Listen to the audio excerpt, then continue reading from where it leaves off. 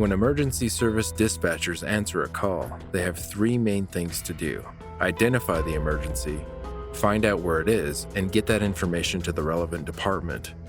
Often it's the caller themselves who needs help, but there are some occasions when those committing the crime dial 911. 911, what is the location of your emergency? Dispatch, this 582, stand by. Are you still on the line? Are you still on the line? Okay, I just had a person call down to the security desk at City Hall, and he said his mother had just hit his dad over the head with a handgun. Okay, I have his phone number, but for some reason either he is hanging up or I can't transfer it, so I'm going to give you the phone number. Okay, go ahead. Okay, I'll go ahead and call him back. All right, bye. Bye. Hello? This is 911. What's going on? Hello? Yeah. This is 911. What's going on? I recently got disconnected. I had told you guys everything that happened about the argument with my mom and dad. Okay. What's your address? Hello? Yeah, it's 1033 West McCormick Street. Okay, tell me exactly what happened. They were arguing and I shot him in the head and he's not breathing anymore. Okay, so what's going on right now? Are you there? Yeah. Okay, do you have any weapons on you? Yeah, I do. What kind of weapons do you have? A handgun. What kind of handgun is it? I don't know, it's my dad's. What color is it? It's black. Where exactly are you at in the house? By the closet. Okay, what closet? My mom's. Where's that at in the house? In her room, which is where she's at, and my little brother. You have a little brother? Yeah. I was on the phone with you guys earlier, telling you guys about it. I just got disconnected. Okay. Well, we're going to try to get you some help. Where exactly in the house, is this a one-story or two-story house? It's one story. Is it towards the front of the house, the back of the house? Well, it's towards the back, I guess. I'm just pointing the gun at them, making sure they stay in the closet. My mom and my little brother. Okay, is there any way you can put the gun up? No. Are you guys sending someone over here? Because then I'm definitely not going to put it away. Okay, I'm just going to go ahead and stay on the phone with you, okay? That's fine. Until they get here, or? As long as you need me to, okay? Yeah, I'm thinking about, because I already poured gasoline all over the house. I might just set it on fire. Okay, well, we don't need to do that, okay? In a little bit, I might. Why would you do that? Do you have my address correct? Can you verify it for me again? It's 1033 West McCormick Street. My zip code is 67213. Okay. So which way does your house face? Does your front door face north, south, east, west? I don't know. It's just facing the street. My dad isn't breathing. It's kind of giving me anxiety, making me, paranoid. Hello? I'm still here. I'm still here, okay? Yeah, me too.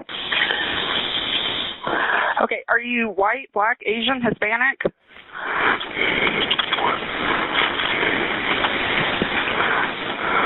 Are you there? Yeah.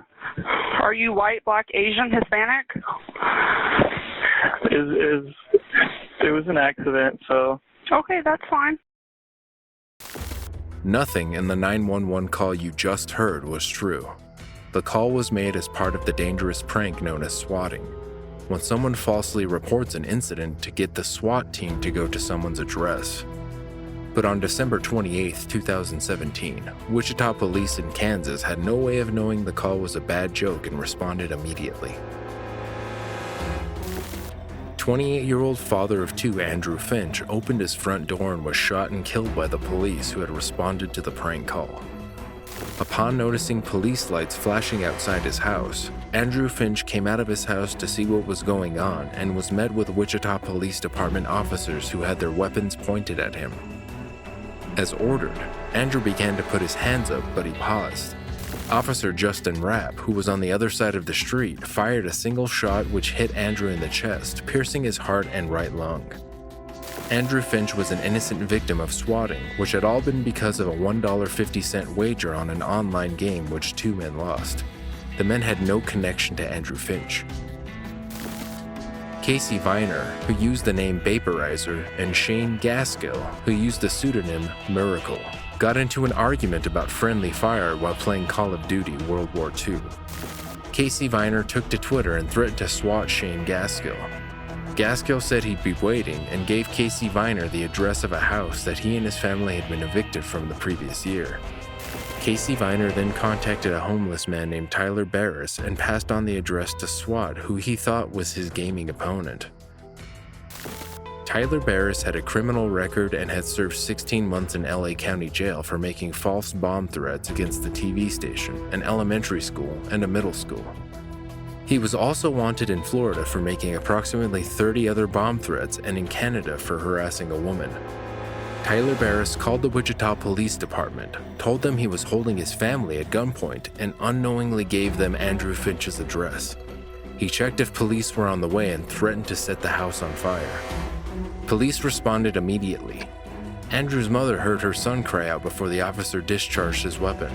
A police statement said that the officer had fired because he thought Andrew was reaching into his waistband. Andrew Finch was taken to St. Francis Hospital and was pronounced dead just 17 minutes after he had been shot. He was unarmed. Andrew's mother, along with other family members who were in the house, were handcuffed and taken to the police station for questioning. Belongings, which included a computer and 2 phones, were taken from the house. A week after the shooting, Andrew's body still hadn't been released to his family. An attorney for the family called for the police department and the officer that killed Andrew to be held liable for what he called the unjustified shooting of Andrew Finch. Casey Vina was just 18 years old and lived in Ohio. He was sentenced to 2 years community service and 1 year and 3 months in prison. Shane Gaskill was a year older and from Wichita. He was sentenced to 2 years probation. For making the hoax call, along with 46 additional charges, Tyler Barriss, who was 25 from Los Angeles, was sentenced to 20 years in federal prison after he pled guilty and agreed to a plea agreement. The police officer, Justin Rapp, later testified that he had only seen Andrew Finch make a motion with his hand and was not charged with any crime. In 2019, Andrew Finch's family filed a lawsuit seeking $25 million in damages from the city of Wichita. If you like deep dives into the before, during, and after of true 911 calls, be sure to join the family by subscribing to the channel. And if you have any calls you'd like me to cover, let me know via the link in the description.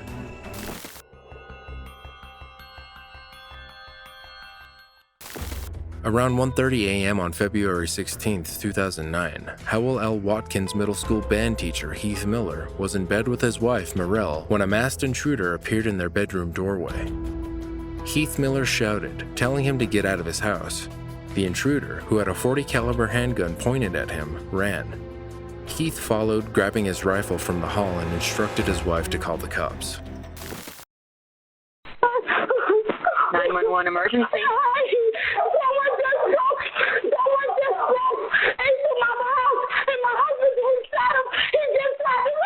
Okay, ma'am. You need to calm down and give me the address. Ma'am.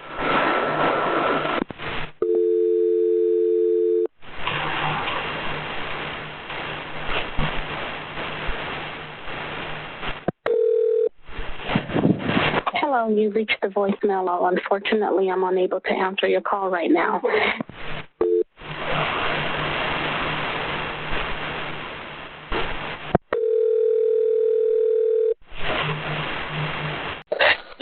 emergency?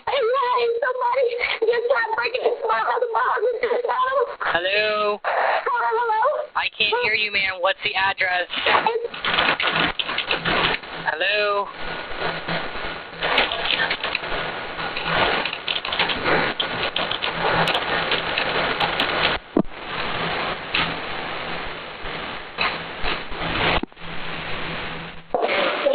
Emergency. Hi, I've been trying to call. Someone just tried breaking into my house and my husband shot him. Hold on to me, man. Stay with me. Okay. What's your address? Yes, sir. Wellington, Florida. All right, do you have the shooting? Huh? Yeah, did he hit the person he shot at? Yes, he's laying in our living room floor. He's laying, is he in the house, ma'am? Is he in the house or out of the house? He's in the house, and my husband has the gun. Okay. Because he's moving. Someone storm EMS on this call. Yeah? Stay with me, man. Okay. He tried to rob and shoot us. Stay with me, ma'am. Calm down. Okay.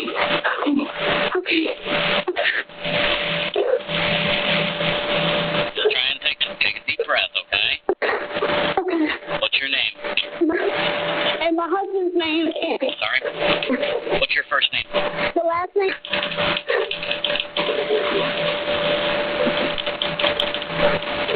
Is it a white male or a black male on the ground? It's a black male. Did he break in the house? Yes, sir. He came through the patio. My dog started barking.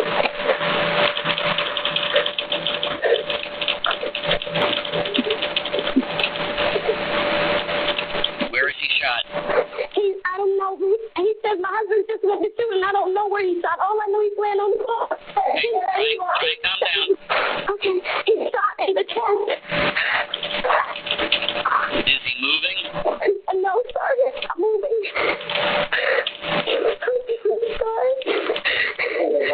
Okay. Does the person on the ground have a weapon? Huh? Yes, the person on the ground, he had a weapon. What kind of weapon did he have? He had a gun, and he came into our bedroom.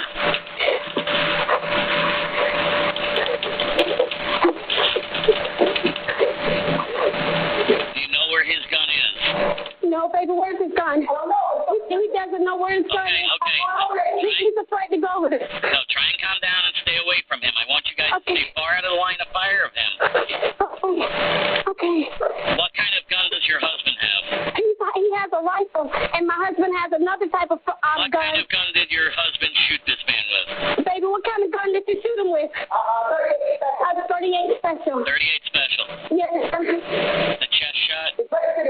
Yes, it's registered in Belgrade and it's legal, and he shot him in the chest. That's okay, man. We're not worried about that right now. We just want to make sure you're safe, and we want to get help to the person on the ground. Okay? Yes, sir. And what's your husband's name? And what's his date of birth?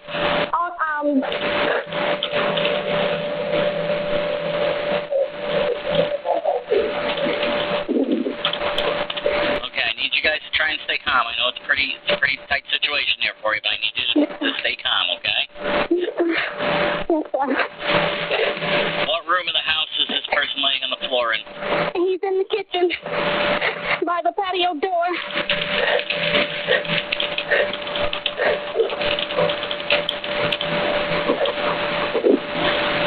Is he moving at all yet, or does it look like... No, he's not moving at all. He's not moving at all? No, sir. Okay, can you get to the front of the house, to the front door, without having to pass him? Yes, sir. Okay, I want you to have your husband put the gun down and go to the front door. Open the front door with nothing in... Well, hold on 1 second. Don't do anything.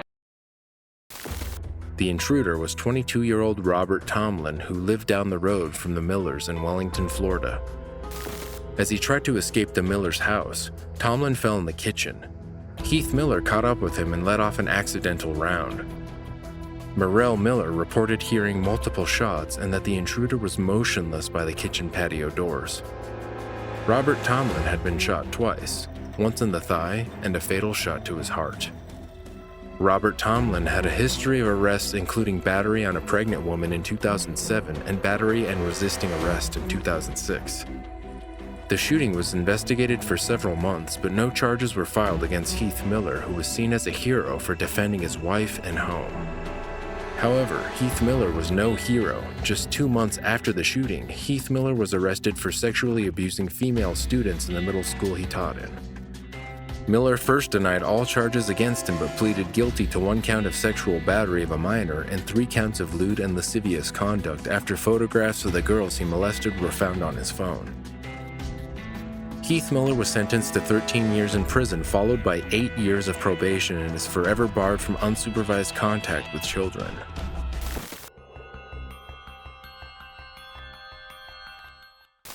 The next call was received on October 27, 2008, and is from a mother who's frantically asking for help to find her 7-year-old son, JJ.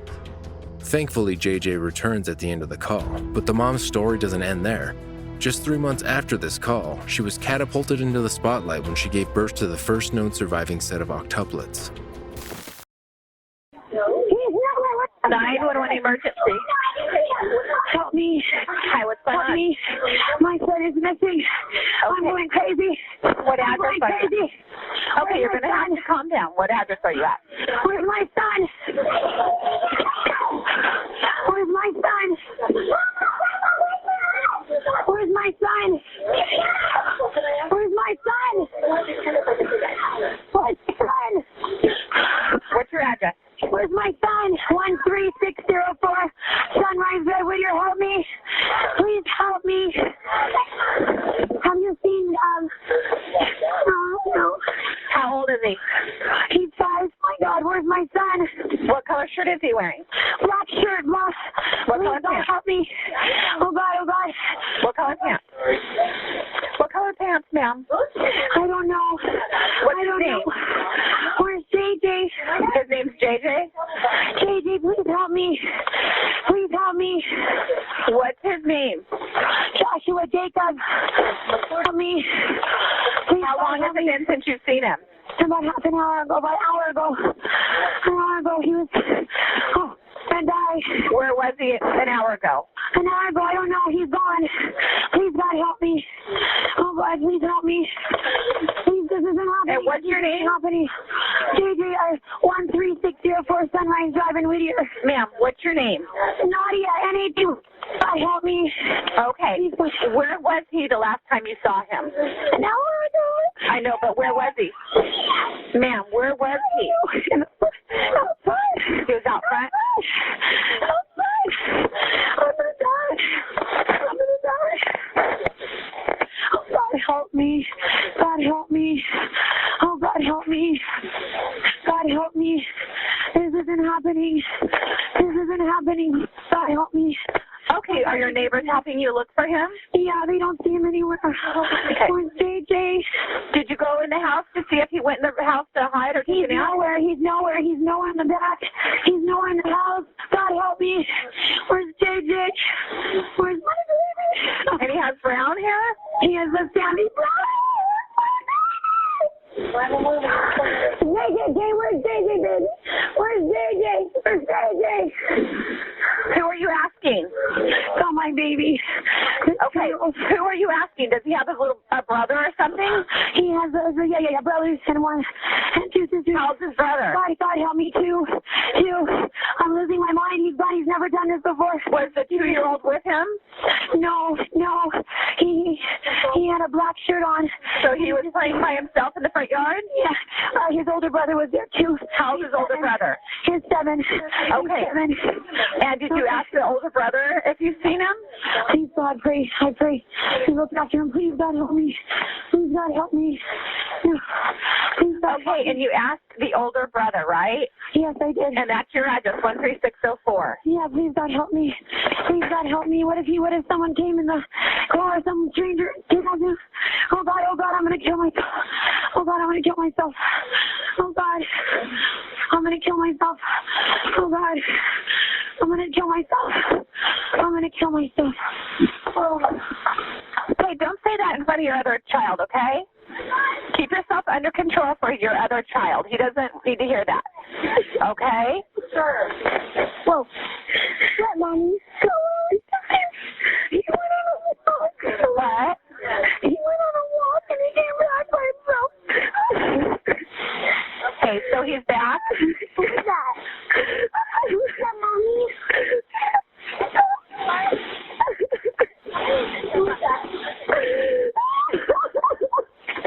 he just walked back up to the house?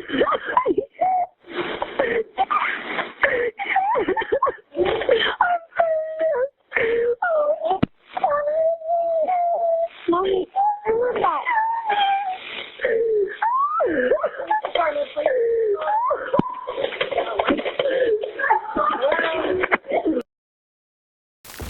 When JJ went briefly missing, he already had 5 brothers and sisters.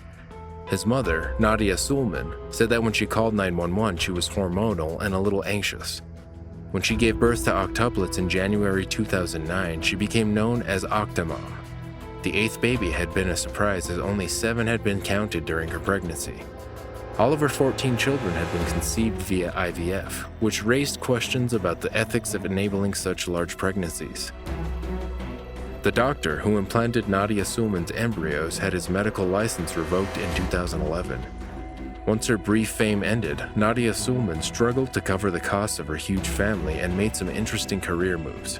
She starred in an adult movie, posed topless, worked as a stripper, and took part in boxing matches with minor celebrities. In 2013, she applied for welfare benefits, but the following year she was charged with failing to report $30,000 of income when she had made that application. Nadia Sulman pled no contest to the charges and was sentenced to 200 hours of community service, 2 years probation, and was ordered to pay a small fine.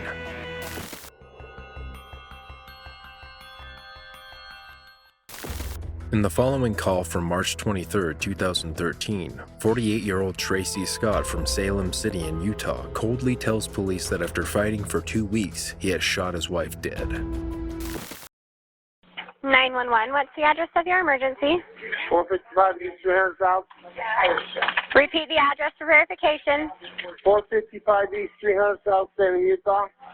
Salem? Yep. What's the phone number you're calling from? Okay, that's what I'm showing. What's the problem? Tell me exactly what's happened. There's been a shooting. Okay, who was shot? My wife was shot. Was it self-inflicted? No. Who shot her? I did. Do you still have the weapon? Yes, I do. Is she awake? No, she's dead. What is your name? Tracy. What's your last name? Scott. Where's the gun right now? In my hand. Can you put it down? I don't know yet. What kind of gun is it?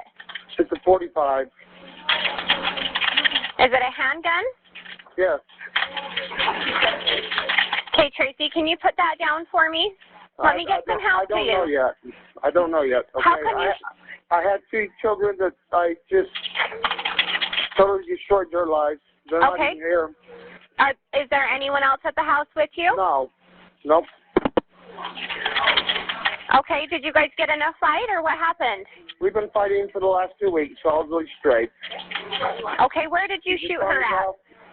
In the bedroom. She got off the phone with her mother complaining about me, telling me how she's tired of it and this and that. And Tracy, what part of her body did you shoot her?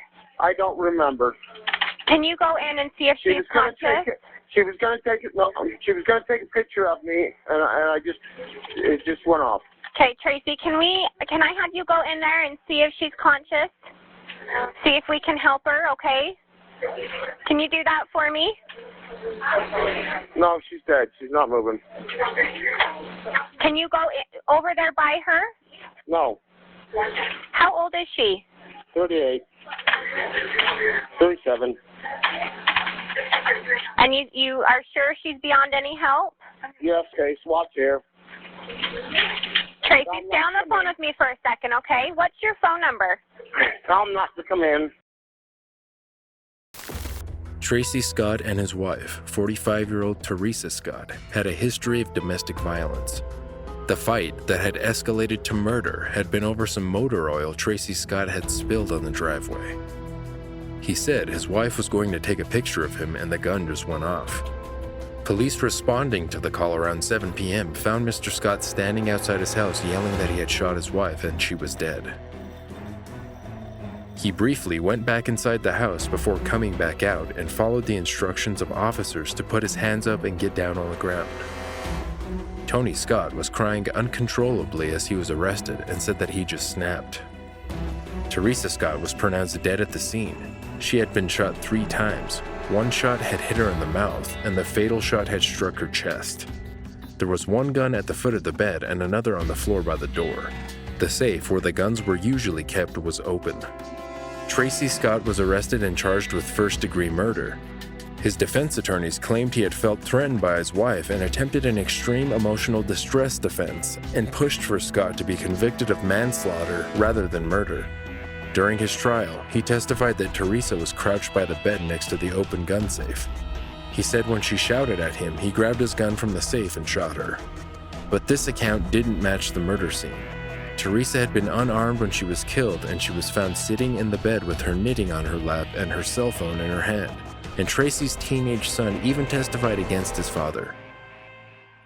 He told the court that his father had previously tried to run down his mother while in his Dodge Durango SUV.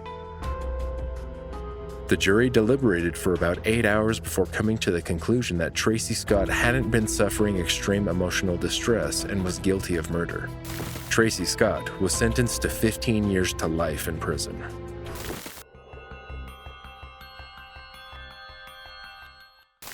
Shortly before 6 a.m. on Tuesday, the 3rd of August, 2021, in a town near Nashville, 22-year-old Smile Direct Club warehouse employee Antonio King arrived at work armed with a Glock semi-automatic pistol and began opening fire as his fellow employees made their way to and from work. When police got to the scene, the shooter was shot from multiple angles and later died in hospital. Hello, 911. We got a warehouse shooting, and y'all probably got to call because he's the gun. Okay. He's shooting everywhere. Are you? Now, direct. Are you at 1630? I can't talk. 911. What is the address of your emergency? I don't know the physical address, but it's Smile Direct Club, 1530. Hold on now. Yeah. Any on fire? Yeah. Yes, ma'am. We have a call. I have an active shooter on. Is someone injured? Yes, there is a security officer shot.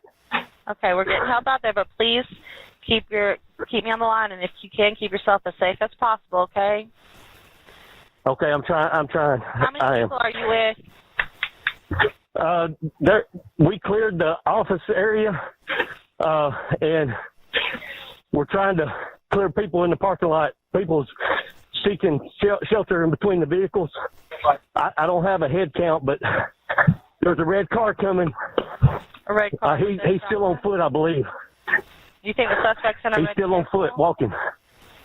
The shooter has a green shirt on and a sling pack around his shoulder, and he's walking beside the building currently, still shooting.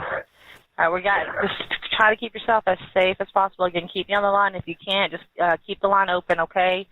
When you say he's around the building, do you know which corner? Yeah, I'm sorry, you're cutting out. Do you know which side? Right off of Antioch Pike Road, the main road. Okay. So I see the cops topping the hill. Okay, just stay on the line with me until you can make contact. Just try to keep yourself as safe as possible. Let me know if anything changes, okay? Yes. So he's in the grass. In the grass? Right beside the road where the cops are coming. Right by the road? Hold on one second. Yes. Right by the grass where the officers are coming by. All right, just stay on the line with me, okay? Okay. Hey, ma'am, stay. Y'all. No, don't go in. We got an active shooter. Yes, he's still on the premises. Again, just stay on the line with me, okay? Thank you so much for staying calm. Absolutely. So he's in the parking lot. The warehouse beside us now. So he's walking towards the street. East side, Smile Direct, okay? He's in the street? Okay. You see him with him? Yeah, he's walking down the sidewalk on the side of the road now. Sidewalk, okay. All right, again, just keep me with you until we can see if they make contact. And what kind of, was it a handgun, long gun? Could you tell? Yes, it was a handgun. He's got multiple clips in his sling pack because he keeps replenishing bullets. I've probably heard 20 rounds. Okay. And sling. Okay. Again, just thank you for staying on the line. Let me just make sure they make contact with that suspect. Is he still walking away?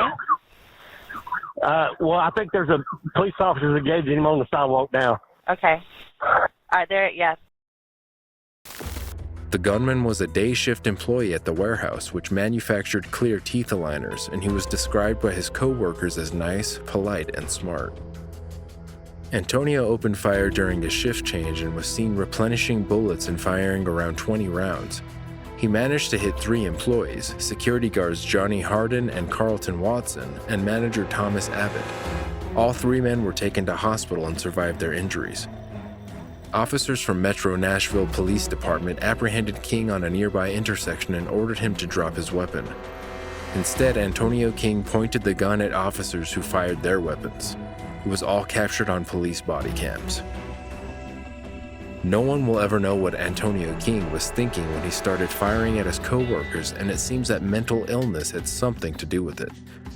Antonio King's family were shocked by his actions, and they said they were unaware of the severity of his mental illness. Counseling was offered for the officers who had responded and the employees and witnesses who had hidden between vehicles to shelter from gunfire.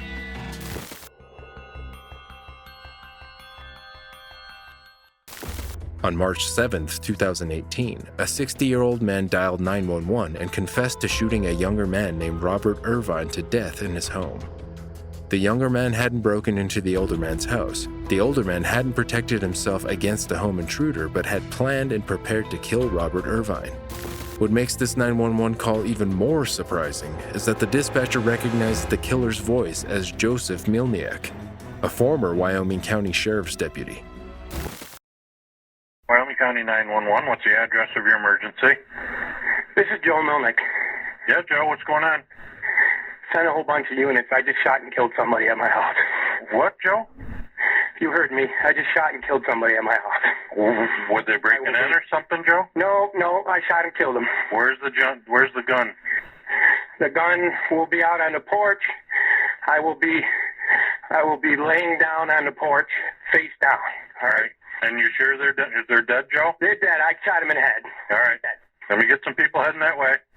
All right. Bye-bye. Bye. The once respected sheriff's deputy, who had also been in the Army, was a predator who abused his position and took advantage of young men who he coerced into sexual relationships. These men would often have no money or need food and shelter, which Milniak was happy to provide if he got something in return. Sexual abuse allegations had been made against the retired deputy, and 32-year-old Robert Irvine intended to tell police what Milniak had done to him. The night before he was murdered, Irvine had told Milniak to turn himself in or put a bullet in his head. Fearing how he would be treated in prison, being a retired sheriff's deputy, Milniak searched online to find out how police officers were treated in prison. Unaware that the allegations fell outside the statute of limitations, Joseph Milniak invited Irvine to his house in Perry, a town in Wyoming County, New York, on March 7th with the intention to kill him. When Robert Irvine arrived at Joseph Milniak's house, Milniak offered him a drink but instead went to the bathroom where he retrieved the .45 caliber handgun he had earlier removed from its cabinet and loaded. Milniak confronted Irvine and took a shot but missed. Robert Irvine started to run from the house, but Milniak pursued him whilst continuing to fire his weapon. Robert Irvine was hit 3 times, in the back, in the leg, and in the midsection. He fell to the ground and begged Milniak not to shoot him again, but Milniak ignored his cries for help and fired a single shot into his head. Joseph Milniak then called Robert Irvine's roommate and told him what he had done before calling 911. To avoid being further shamed for his behavior, Joseph Milniak took a plea which avoided any of the young men he had abused being called to testify during a trial. Milniak pleaded guilty to second-degree murder and was sentenced to 15 years to life. Being 60 years old at the time of the crime, the disgraced former sheriff's deputy will most likely die in prison. Don't forget to like this video if you found it interesting, and subscribe to join us in the next episode of True 911.